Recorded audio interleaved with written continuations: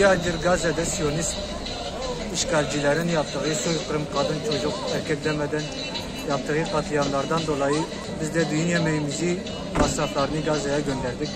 Allah-u Teala Gazze'deki direnişi en kısa zamanda zaferle neticelenmesini bize göstersin inşallah.